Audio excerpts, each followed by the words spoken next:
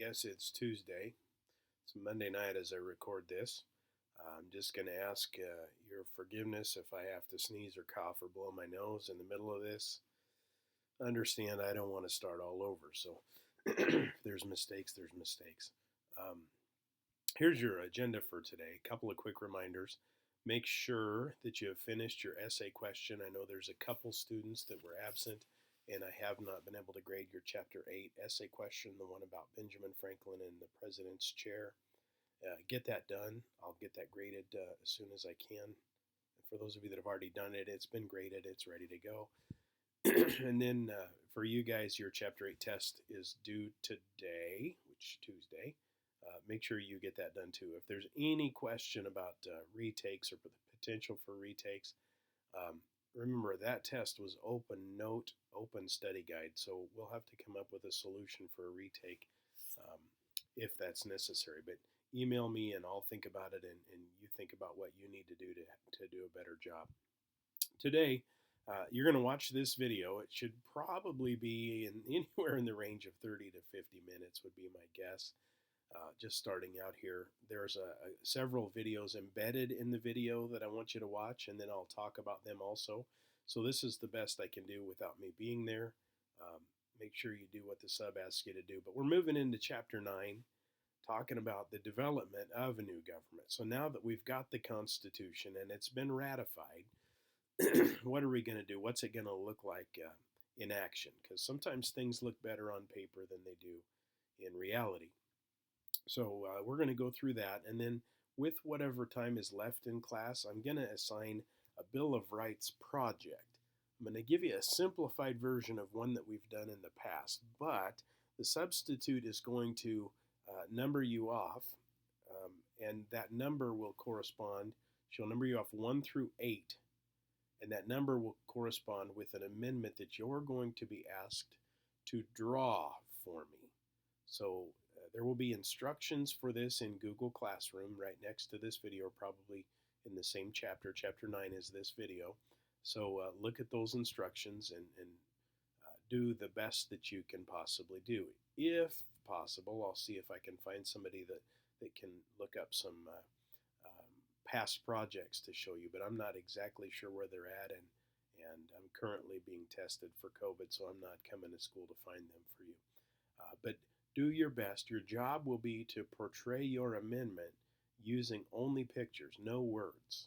So if you have to do a better job of understanding what the amendment is, Google is full of ideas about what each amendment in the Constitution means.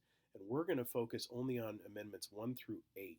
Number 9 and number 10 are sort of hard to draw. So 1 through 8, that means probably in each class there will be 3 people working on each amendment, but you're each going to do it separately, independently, on your own, and take your time. I do not have a due date for that yet. We'll see how long I'm out or how long I'm gone. Hopefully I'm back on Wednesday. I hopefully get a negative COVID test and I can come back Wednesday, but we'll see how long I'm gone. I will give you a due date at a later time. And each of you need your own separate paper, your own colored pencils. You do the things that you need to do to get the grade that you want. So retakes, email me with if you have questions. Remember, if you send me an email, make sure you tell me what block you're in. Otherwise, I won't take the time to look it up. And then be working on that Bill of Rights poster. I'll probably even drop in the Chapter 9, which it's actually Chapter 9, 10, 11 study guide. I'm probably going to drop that in too, so you can be working on that. So do your best to maintain good behavior and do what the substitute asks you to do. So let's get started. Chapter 9 is called Launching a New Republic. Remember, the word republic means a land that's ruled by people that are representatives. So it's a form of democracy, but in a democracy, the people would all choose on everything. And that's really not an option for us in the United States. So republic is a new type of government, rarely attempted. And when it was attempted, limited success, because oftentimes people tend to get power hungry and they change the form of government to best suit their needs. So we're looking for an individual that's going to get us started on the right foot with this new government, this new republic that is the United States. Remember, we have to be strong enough, excuse me, that the British and the Spanish and even the French won't try to take advantage of us as they're sort of waiting for us to fall apart. At the same time, dealing with foreign countries, we've also got to deal with problems at home.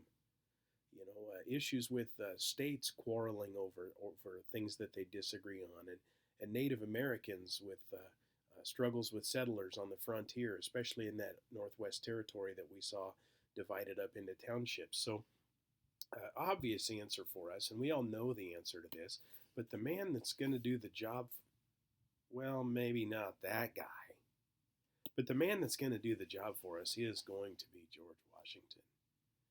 And these are some of the most popular pictures of George. George was a good sized man, probably somewhere in the range of 6'3", which isn't extremely tall by today's standards, but considering that the average height of a man in colonial times or in early American statehood was probably closer to 5'6" or 5'5", George Washington was a giant. And we know from the stories that I've already told you, he's a tough guy. He's a great horseman. The guy was good at everything he did. He was a great statesman. He had charisma. Everybody that knew him loved him. He just didn't have a very nice smile, which we'll talk about in a little bit also. So sometimes we hear a lot of myths about George Washington.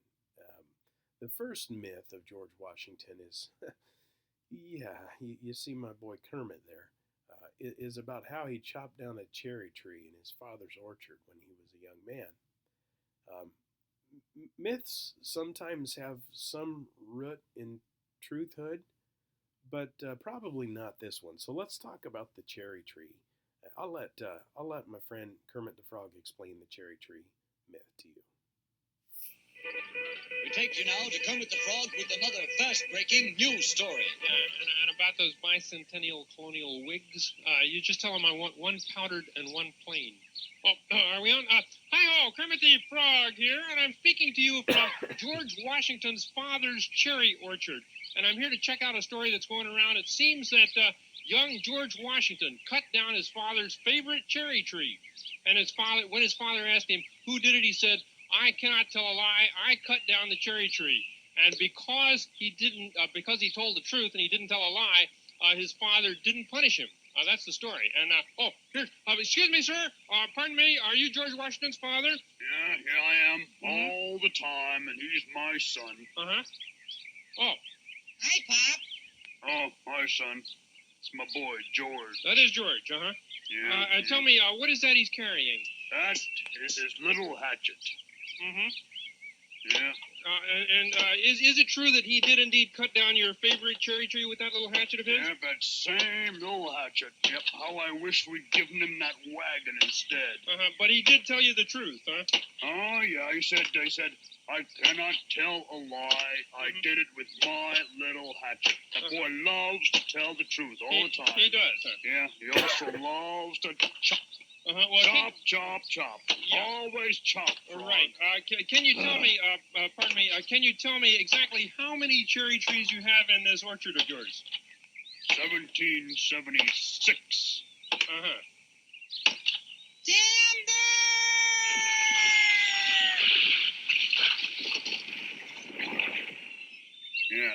Yeah. There were 1776, but he's just done it again. Yeah, he just chopped down another one, huh? Yeah, another one, yep. And that makes 1775. Yeah. 1,700. Well, anyway, you get the idea that George probably never had anything to do with chopping down his father's cherry tree. The whole myth of chopping down the cherry tree was supposed to be put out there years later just to demonstrate the quality of character that George Washington had, that he wouldn't tell a lie. And I don't know about stretching the truth, but that's why that purpose exists. How about this one? Fewer people have heard this myth, but there's a saying that George Washington threw a silver dollar across the Potomac River, which, if you ever go to Mount Vernon, George Washington's home, his backyard is the Potomac River, and it's just gorgeous, beautiful place. But reality is probably nobody going to be able to throw a silver dollar that far. It's kind of like skipping rocks, but you're not going to get it that far. His teeth, we all know the myths of his teeth, but they're not really myths.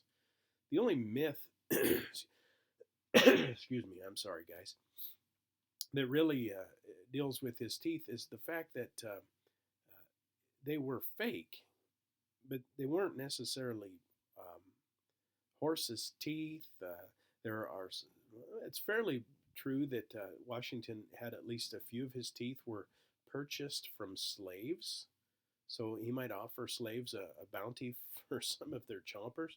Anyway, I also have a video coming up that talks a little bit more about George Washington's teeth, but they would have been horribly, horribly painful and irritating, and probably the reason why we don't see any George Washington smiles in these pictures, except for the one in the top right. But maybe that's the reason, or maybe it just looked more professional to grimace all the time.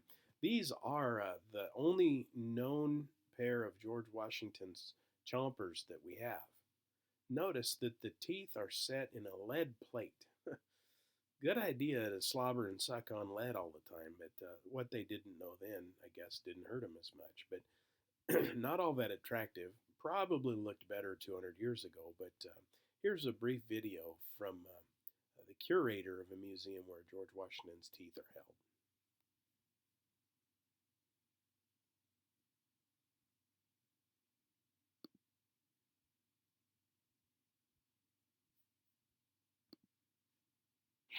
Hi, I'm Susan Shulwer. I'm curator here at George Washington's Mount Vernon, and I'm here today with one of the real treasures in our collection, the only complete surviving set of George Washington's dentures.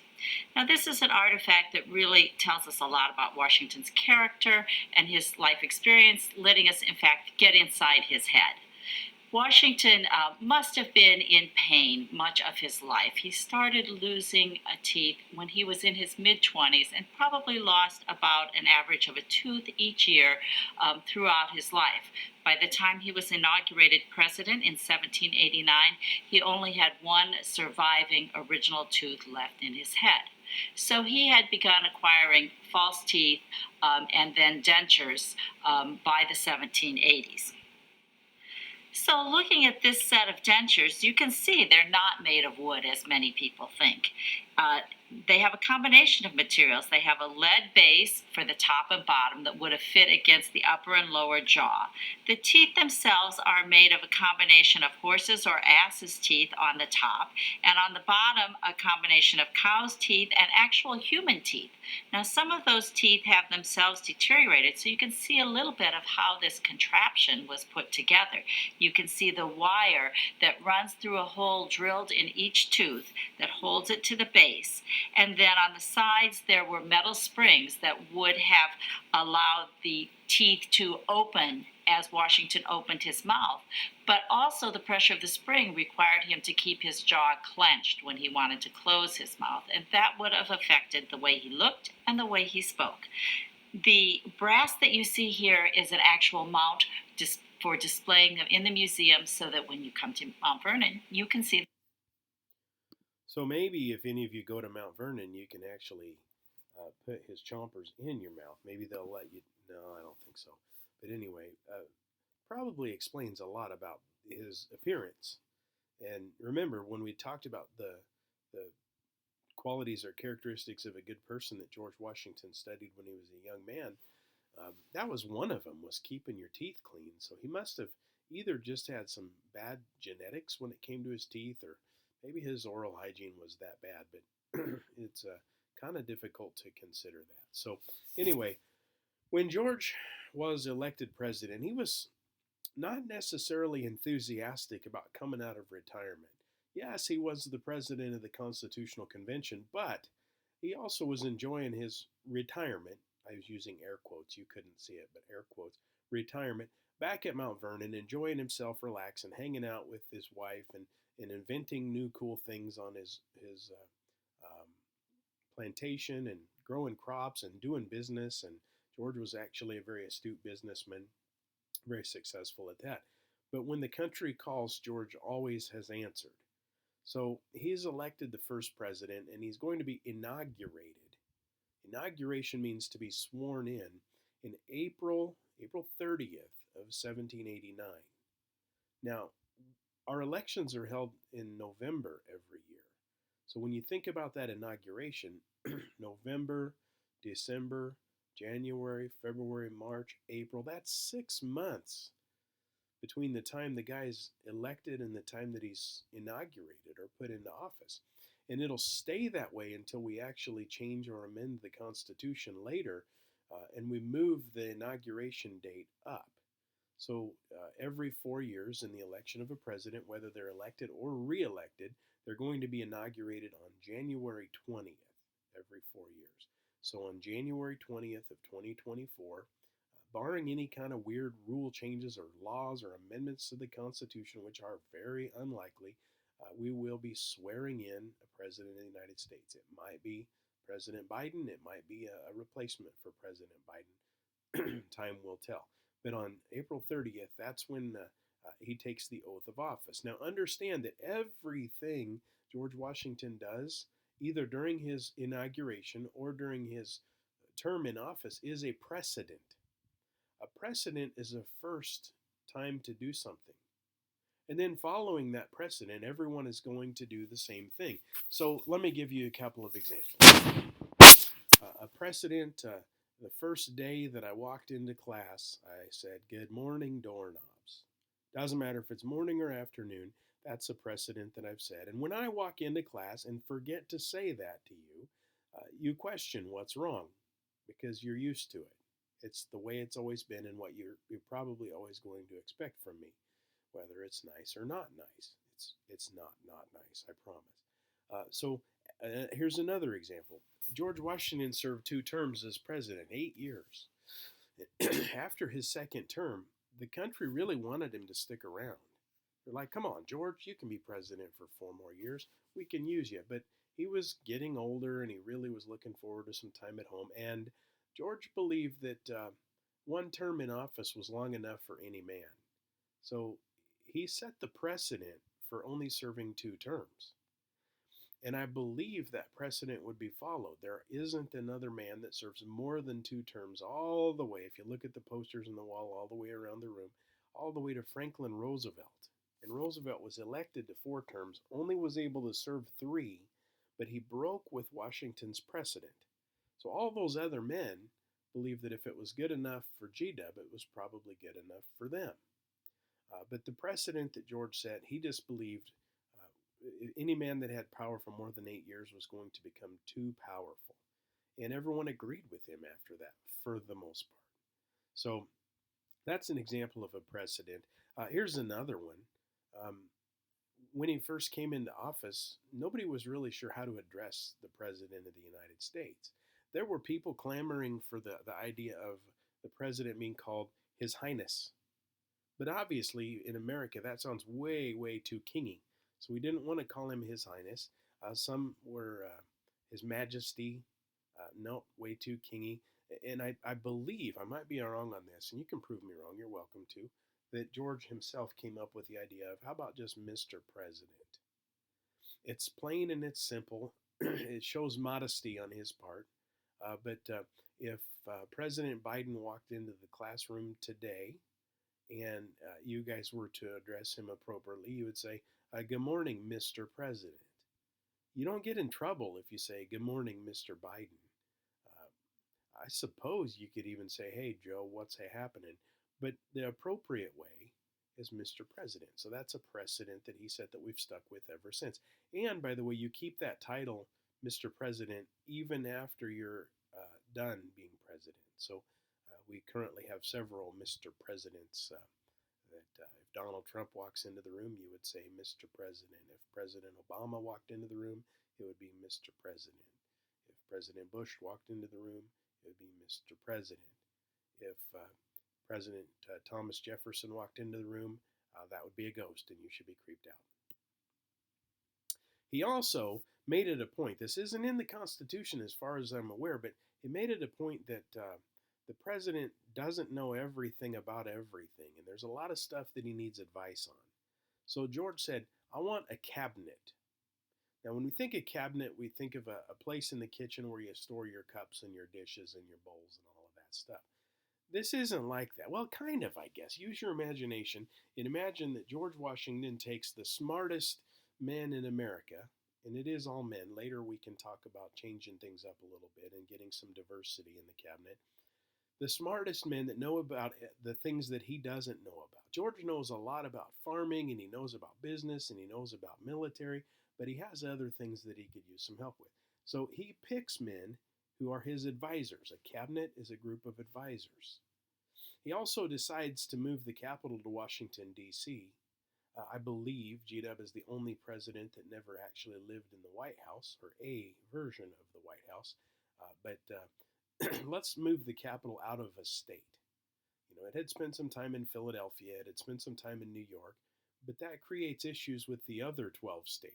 So he made movement with Congress in agreement that they should put the capital of the United States outside one of the 50 states, or 13 states at that time.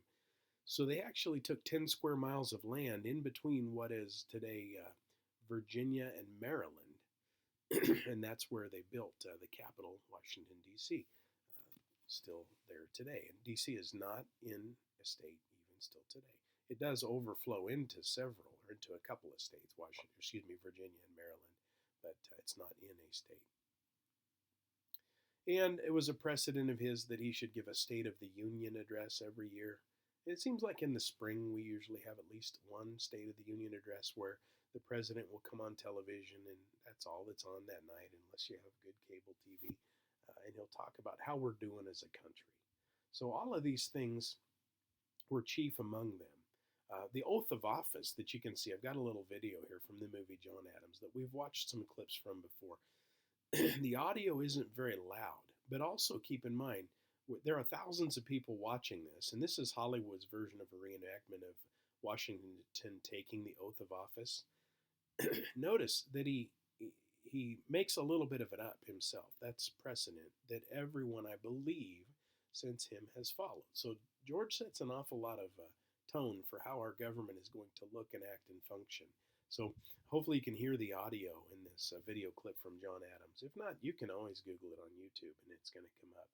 But this is Washington taking the oath of office. And I may fast forward through some parts of it, but there is an image of John Adams. He's the main character. And then this guy over here, this is a Supreme Court Chief Justice. So the Chief Justice administers the oath of office.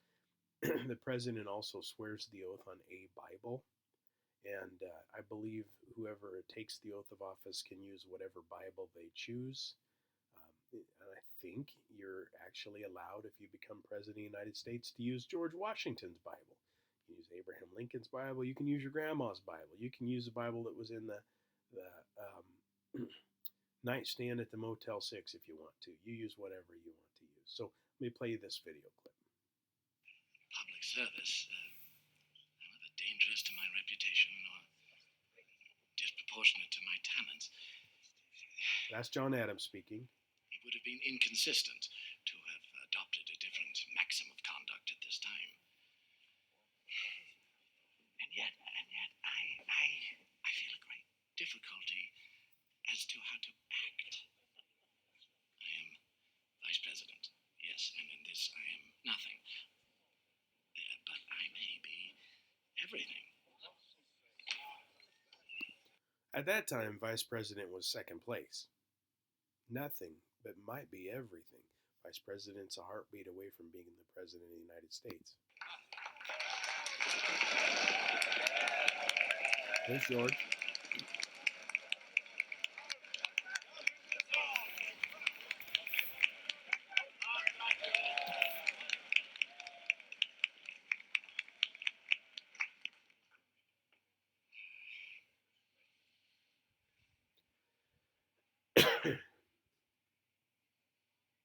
Well, General,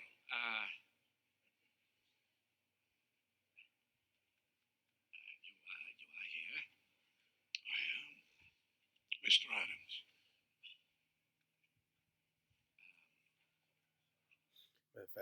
Oh, that's not what I wanted to do.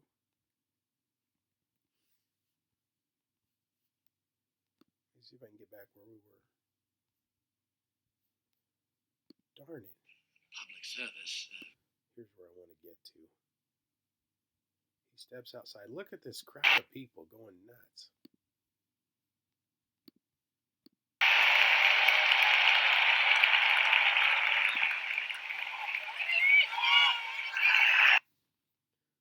Guys, I'm going to figure this out eventually. It's making me feel like a fool, but I only feel like a fool for so long. Public service. Might have to watch it small. That'll do it.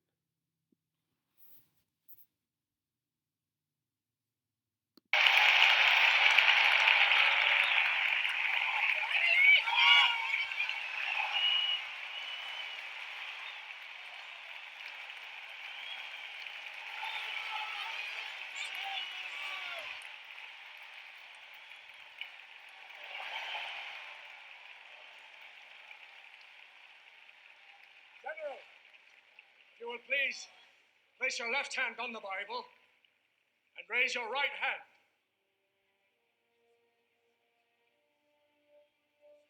Repeat after me. I, George Washington, do solemnly swear George Washington. Do solemnly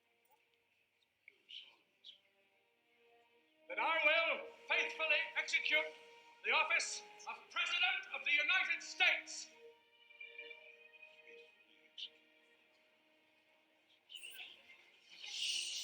Of the United States. and will, to the best of my ability, To the best of my ability. preserve, protect, and defend Preserve, protect, and defend the Constitution of the United States the Constitution of the United States. So help me, God.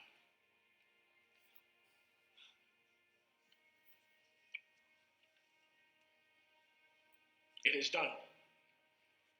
God bless George Washington, President of the United States!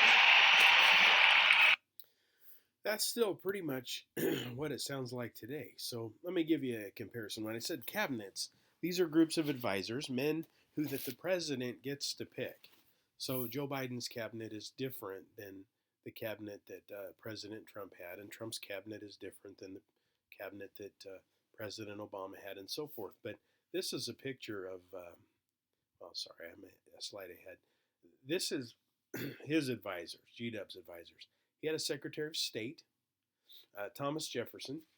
Jefferson, as Secretary of State, probably maybe the second most powerful person on the planet by today's standards. So the Secretary of State of the United States today is a very, very powerful person, because that's who, if the president doesn't take care of something directly, that's his right-hand man. You would almost think it would be the vice president, but this is a very powerful job. So dealing with issues of foreign countries.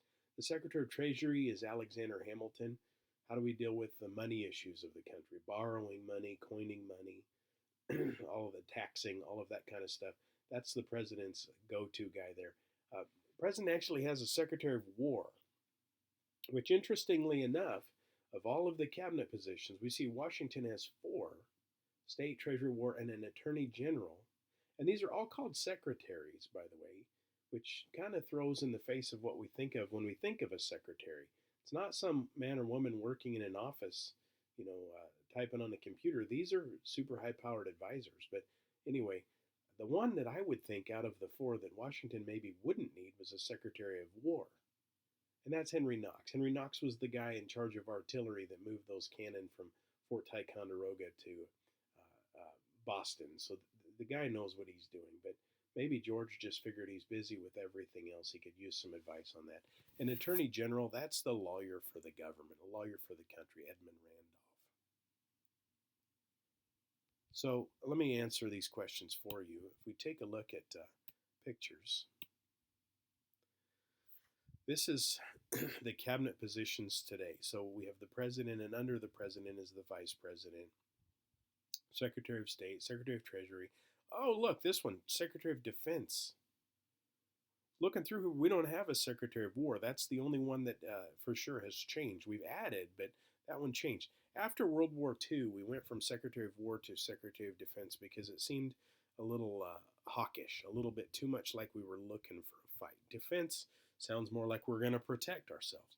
Attorney General, Secretary of Interior, that's like national parks and land in America. Secretary of Agriculture, farming and stuff. Secretary of Commerce, commerce means trade. Secretary of Labor, dealing with worker issues. Health and Human Services, Housing and Urban Development, Transportation. Secretary of Energy, Secretary of Education. Make sure you're all learning some stuff. Secretary of Veterans Affairs, and then Secretary of Homeland Security is the newest of these cabinet positions added after 9/11. So here's a picture of President Biden's cabinet. Now, I'm not exactly sure what the date of this is because this cabinet serves at the will of the president. So if he wants to change them out, he can at any time. So this could be a little bit old, but anyway, look at the diversity. You got men, women, African Americans. Not sure, maybe some Hispanic people. I don't really know for sure, but you see a ton of diversity in President Biden's cabinet. Here's George Washington's cabinet. A couple old white guys. Much easier to have meetings with them, but nonetheless, cabinets. We need people to give us advice. And the qualifications for being a cabinet member are fairly limited.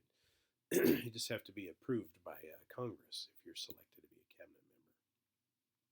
Some vocab terms for you. I'll leave these up for just a minute if you're tabbing back and forth over to your fill-in notes. Cabinet group of advisors, inaugurate, formally swear in. Precedent is an example or a first, and a tariff is a tax on imported goods. We'll come back to that one later. Probably really doesn't fit, excuse me, sorry guys, in section 1. A couple of quick things that I want to get to, and then I'll turn you loose on your Bill of Rights project if we get that far. October 20th, 1794. It's really, there's a battle that takes place called the Battle of Fallen Timbers.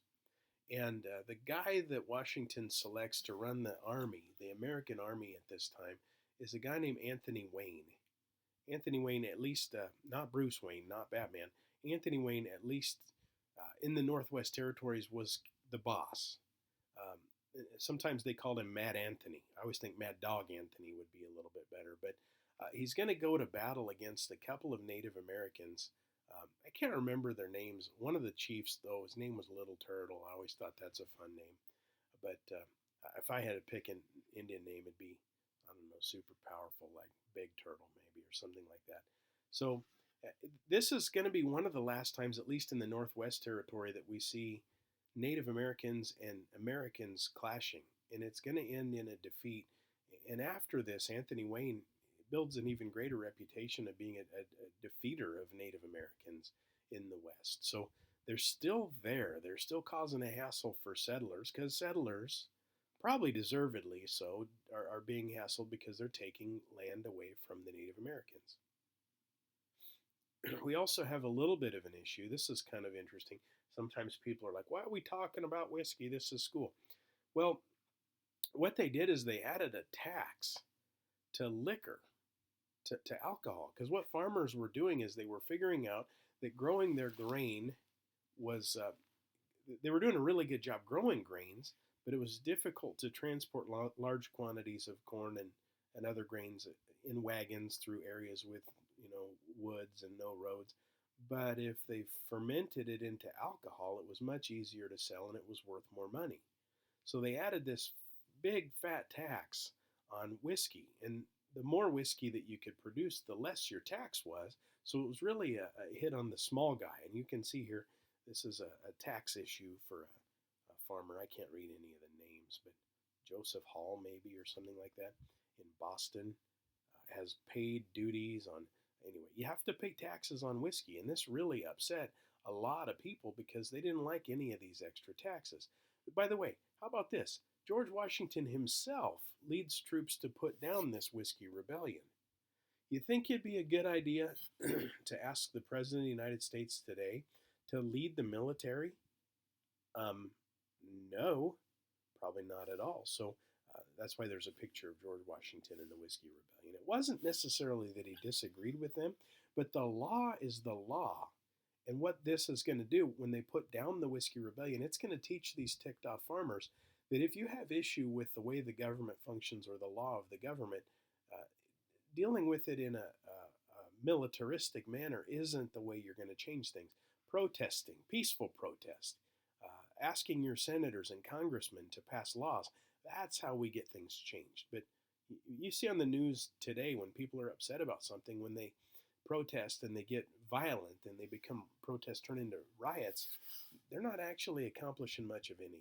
So that's what the Whiskey Rebellion was about, just in super simple terms. So we're dealing with issues of other countries messing with us. We're dealing with creating a new government and setting precedent for everything that has to be done, breaking in a new president, trying out a new constitution, crossing our fingers that it's going to work better than the Articles of Confederation, dealing with problems on the frontier with Native Americans, dealing with other Americans that are ticked off about the laws that they really don't like to start with. America is really in a hot mess at this point. And fortunately, George is the guy to pull us out of it. So if you're really interested in this Whiskey Rebellion thing, you can Google in your own time. And I'll leave this, I don't know if it'll play for you, but I'll leave this in the notes, the fill-in notes for you. But there's a guy named Mr. Betts class in YouTube, and he caricatures or he draws history, and he's drawing up how the Whiskey Rebellion goes down or what goes wrong with the Whiskey Rebellion. So that's kind of neat. And that's where I'll stop for today. Hopefully I'm back in time for your next class on Thursday. If not, we'll probably pick up something similar to what we've done today and talk about problems abroad and getting dragged into foreign conflict and a military that isn't ready to be a military and a government that's not really ready to support a big military going to war. So anyways, keep up the good work. I really appreciate you listening to me drone on without the opportunity to ask questions. If you have questions, send them to me. Send me emails.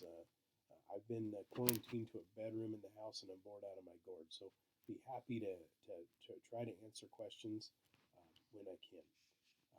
Thanks for listening. Have a good day.